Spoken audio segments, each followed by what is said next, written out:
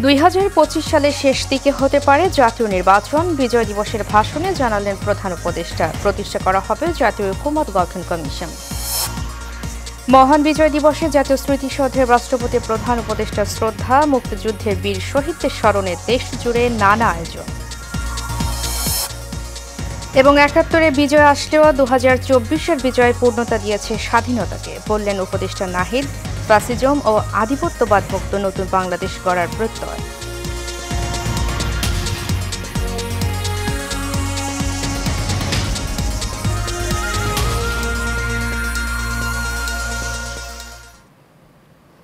স্বাগত এশিয়ান নিউজে, সাথে আছি আমি উর্মি আক্তার। এতক্ষণ শুনছিলেন বিআরবি কেবল ইন্ডাস্ট্রিজ লিমিটেড সংবাদ শিরোনাম। এবারে চলে যাব পুরো খবরে। আর প্রথমেই থাকছে বিজয় দিবসের খবর।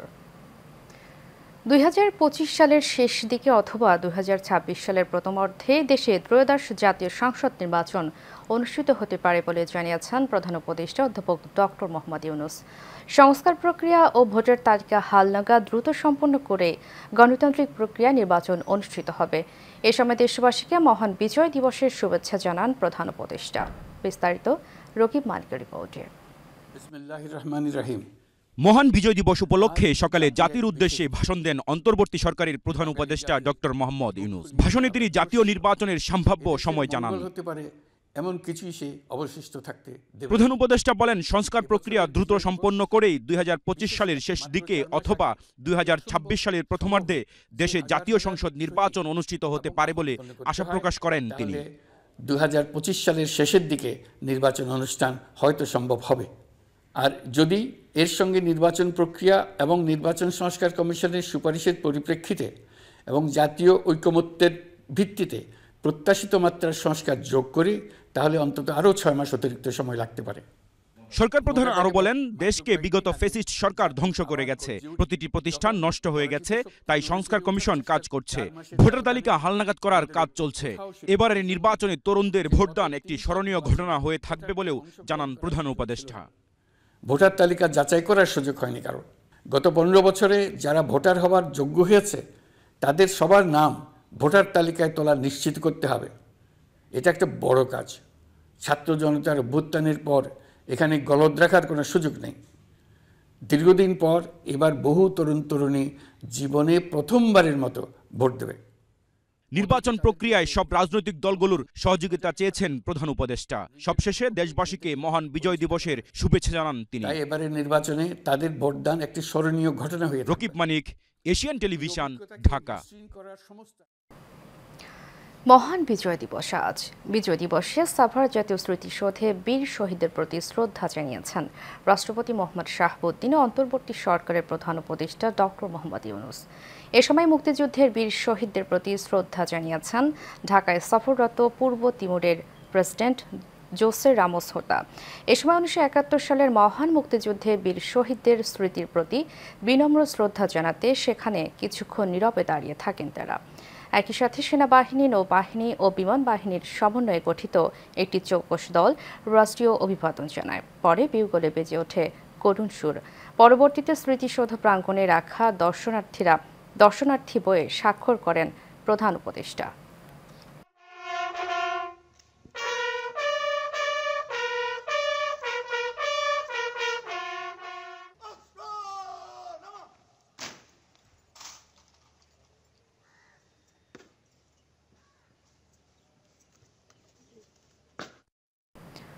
যথাযোগ্য মর্যাদায় মহান বিজয় দিবস উদযাপনের লক্ষ্যে জাতীয় পর্যায়ে ব্যাপক কর্মসূচি গ্রহণ করেছে অন্তর্বর্তী সরকার। স্বৈরাচার মুক্ত দেশে নতুনভাবে বিজয় দিবস উদযাপন করছে জাতি। তরুণ প্রজন্মরা বলছে, এবার স্বাধীনভাবে নিজেদের মতো করে বিজয় দিবস উদযাপন করতে পারছেন তারা। এই যে মিটু রিপোর্ট। বীরত্বপূর্ণ সংগ্রামে বিজয় অর্জনের মধ্য দিয়ে 1971 সালের এই দিনে পৃথিবীর মানচিত্রে বাঙালি জাতি নিজেদের জন্য বাংলাদেশ নামের একটি স্বাধীন সার্বভৌম দেশের নাম সংযোজিত করেছিল। তাই তো যথাযথ মর্যাদায় মহান বিজয় দিবস উপলক্ষে জাতীয়ভাবে দেশব্যাপী ব্যাপক কর্মসূচি গ্রহণ করা হয়েছে। সকাল থেকে নানা আনুষ্ঠানিকতার মধ্য দিয়ে পালিত হচ্ছে 71-এর মহান মুক্তিযুদ্ধের বিজয়ের দিনটি। ২৪-এর গণঅভ্যুত্থানের পর এক স্বৈরাচার মুক্ত দেশে নতুনভাবে বিজয় দিবস উদযাপন করছে জাতি। তরুণ প্রজন্ম বলছে স্বাধীনভাবে নিজেদের মতো করে তারা বিজয় দিবস উদযাপন করতে পারছে। এইবারের বিজয় দিবসটা অন্যান্য সময়ের চেয়ে ভিন্ন, কারণ আগে যে বিজয় দিবসগুলো সেলিব্রেট করা হতো ওই বিজয় দিবসটা অনেকটা হচ্ছে যে আমাদেরকে জোর করে করানো হতো, কিংবা হচ্ছে আমাদেরকে এমন একটা ফ্রেম দিয়ে দেওয়া হতো, ওই ফ্রেমের মধ্যে আমাদেরকে বিজয় দিবসটা সেলিব্রেট করতে হতো, স্বাধীনতা সেলিব্রেট করতে হতো। কিন্তু এইবার আমরা একেবারে স্বাধীনভাবে বিজয় দিবসটা সেলিব্রেট করছি, কারণ যে ৭১-এর বিজয়টা এটা কোনো নির্দিষ্ট দলের ছিল না, এটা বাংলার সাধারণ মানুষের ছিল। এখানে প্রত্যেকটা মানুষের স্টেক ছিল এই বিজয়ের। এই জায়গা থেকে আসলে আমরা বিশেষ করে যে বিজয়টাকে আসলে আমরা সবাই মিলে উদযাপন করব এবার। স্টুডেন্টরা যে বাংলাদেশকে আবার নতুনভাবে স্বাধীন করেছে এই জন্য সবারই আরও ভালো লাগছে আগের থেকে। এদিকে বিজয় দিবস উপলক্ষে রাজধানীতে কয়েকদিন ব্যাপী শতাধিক হকার পতাকা বিক্রিতে ব্যস্ত সময় পার করছে। অন্যান্য বারের তুলনায় এবার রেকর্ড সংখ্যক পতাকা বিক্রি হয়েছে বলে মত তাদের। বেচা কিনা খুব ভালো, জনগণ অনেকে পতাকা উড়ানোর জন্য কিনতেছে, আমরা বেচা কিনা ভালো। ডিসেম্বরের পতাকা, জাতীয় পতাকা এগুলা, তারপরে কাঠি পতাকা, হাতের পতাকা, মাথার বেশ, এগুলা অনেক চলছে, মানে এটা রেকর্ড করে ফেলাইছে। তবে দেশব্যাপী নানা কর্মসূচি গ্রহণ করা হলেও অনেকের মতে এবছর অনেকটা সাদামাটাভাবে পালন করা হচ্ছে Bijoy Dibos. H A. Mitu, Asian Television, Dhaka. সারা দেশে নানা আয়োজনে পালিত হচ্ছে মহান বিজয় দিবস। প্রতিনিধিদের পাঠানো তথ্য ছবিতে বিস্তারিত জানাচ্ছেন সঞ্জিদা হক। যথাযোগ্য মর্যাদায় বরিশালে মহান বিজয় দিবস পালিত হচ্ছে।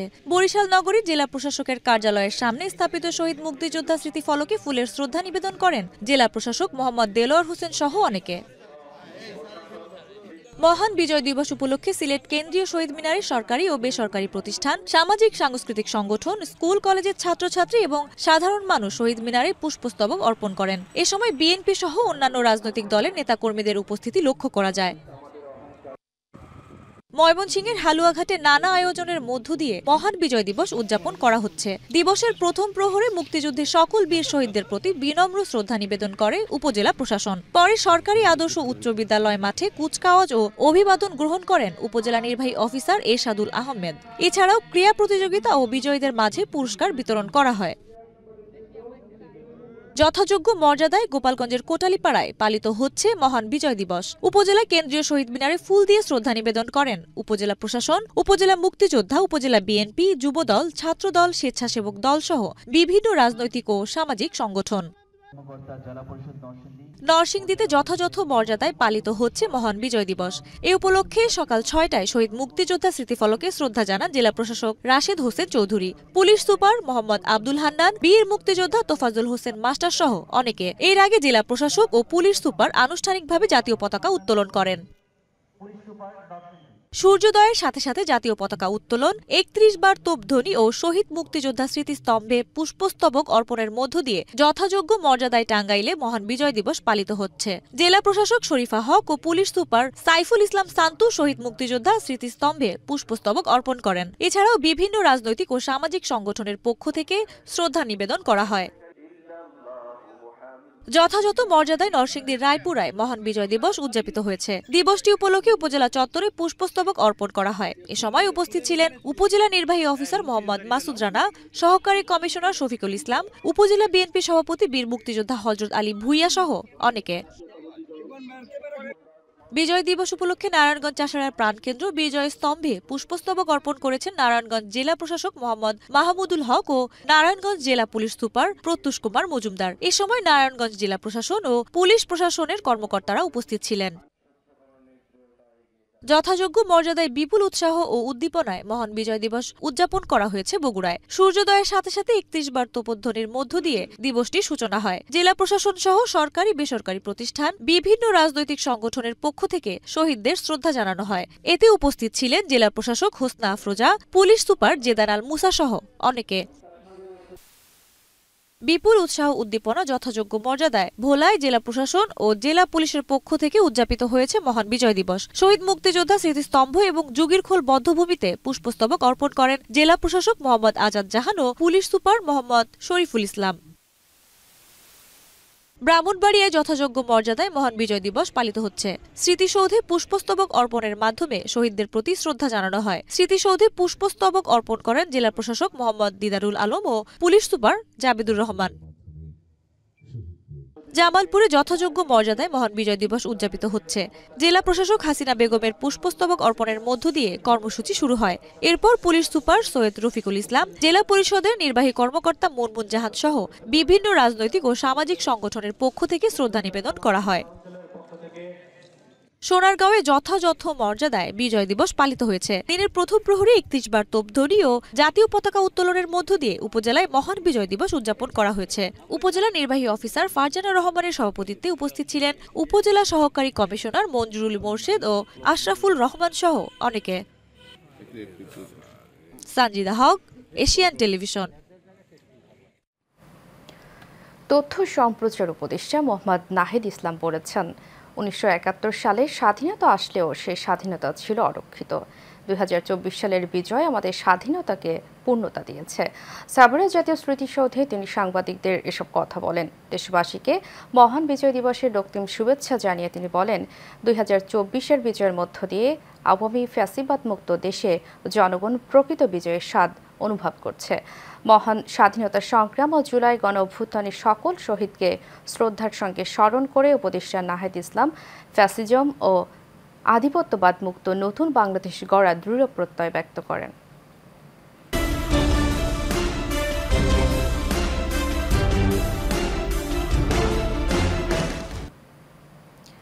কিশোরগঞ্জের ভৈরবে পিকআপ ভ্যান ও সিএনজি চালিত অটোরিকশার সংঘর্ষে নারী সহ ৫ জন নিহত হয়েছেন। সকালে ঢাকা সিলেট মহাসড়কের ভৈরব উপজেলার জগন্নাথপুর এলাকায় এই দুর্ঘটনা ঘটে। পুলিশ জানায়, সকালে নরসিংদীর নীলকুঠি এলাকা থেকে কাভার্ড ভ্যান ভৈরবের দিকে যাচ্ছিল। পথে বিপরীত দিক থেকে আসা একটি সিএনজি চালিত অটোরিকশার সাথে সংঘর্ষ হয়। এতে ঘটনাস্থলে সিএনজিতে থাকা ৩ নারী সহ ৫ জন নিহত হয়।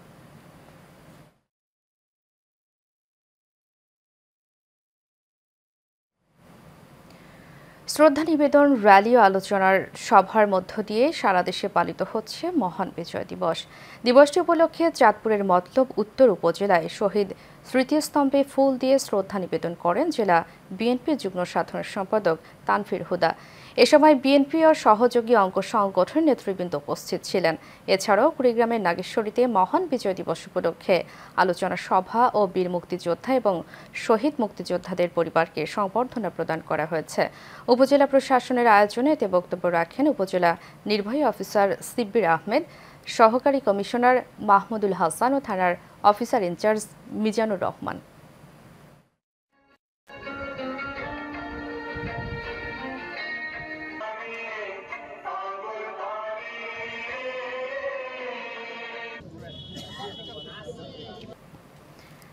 সৌদি আরবের রিয়াদে উৎসাহ উদ্দীপনার মধ্য দিয়ে ব্রাহ্মণবাড়িয়ার সরাইল উপজেলা যুবদলের নবগঠিত কমিটির অভিষেক ও পরিচিতি সভা হয়েছে। সরাইল উপজেলা যুবদলের নবগঠিত কমিটির সভাপতি কাজী লিটনের সভাপতিত্বে ও সাধারণ সম্পাদক মোহাম্মদ সজীব মিয়া ও সাংগঠনিক সম্পাদক মোহাম্মদ জালাল উদ্দিনের যৌথ সঞ্চালনায় অনুষ্ঠানে প্রধান অতিথি ছিলেন সরাইল উপজেলা বিএনপির সাধারণ সম্পাদক অ্যাডভোকেট নুরুজ্জামান লস্কর তপু। প্রধান বক্তা ছিলেন সরাইল উপজেলা বিএনপির সভাপতি শেখ রাকিব। বিশেষ অতিথি জেলা বিএনপির সাবেক সফল সভাপতি মামুনুর রশিদ চৌধুরী, জেলা যুবদলের ভারপ্রাপ্ত সভাপতি আজাদুল হক, সাধারণ সম্পাদক সানাউল্লাহ আপন তাজ সহ রিয়াদস্থ সরাইল উপজেলা বিএনপির অঙ্গ সংগঠনের নেতাকর্মীরা।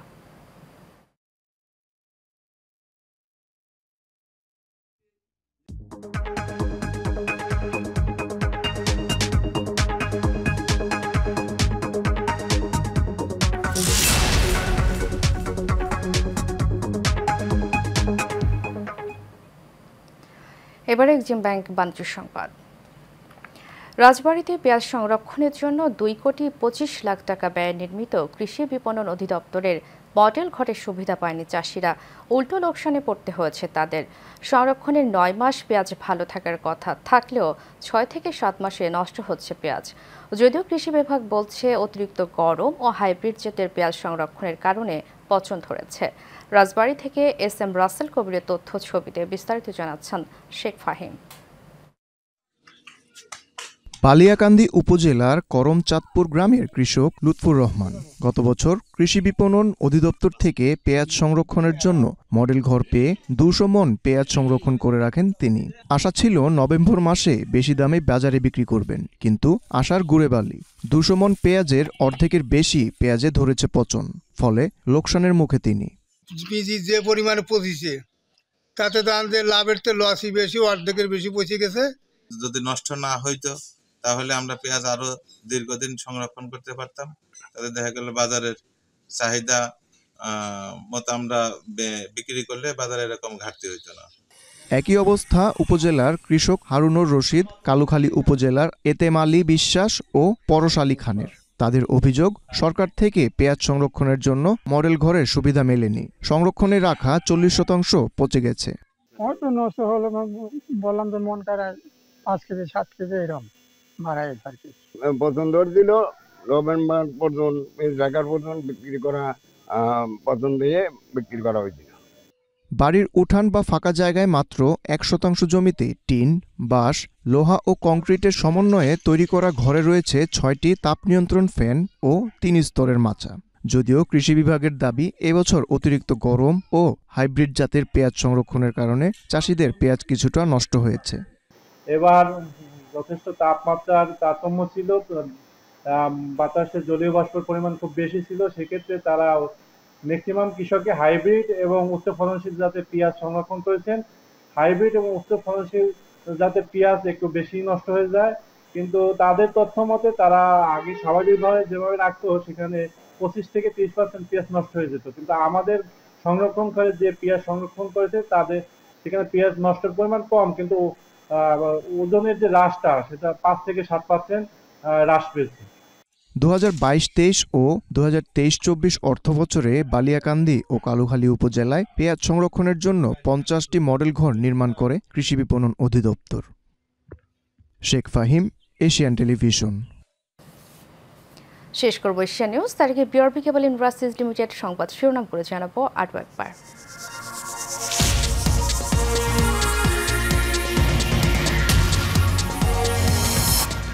2025 সালের শেষ দিকে হতে পারে জাতীয় নির্বাচন, বিজয় দিবসের ভাষণে জানালেন প্রধান উপদেষ্টা। প্রতিষ্ঠা করা হবে জাতীয় ঐক্যমত্য গঠন কমিশন। মহান বিজয় দিবসে জাতীয় স্মৃতিসৌধে রাষ্ট্রপতি প্রধান উপদেষ্টা শ্রদ্ধা, মুক্তিযুদ্ধের বীর শহীদদের স্মরণে দেশ জুড়ে নানা আয়োজন। এবং 71-এ বিজয় আসলেও 2024-এর বিজয়ে পূর্ণতা দিয়েছে স্বাধীনতাকে, বললেন উপদেষ্টা নাহিদ। ফ্যাসিজম ও আধিপত্যবাদ মুক্ত বাংলাদেশ গড়ার প্রত্যয়। এশিয়া নিউজ এ পর্যন্তই। পরবর্তী সংবাদ দেখার আমন্ত্রণ জানিয়ে শেষ করছি। ধন্যবাদ সবাইকে।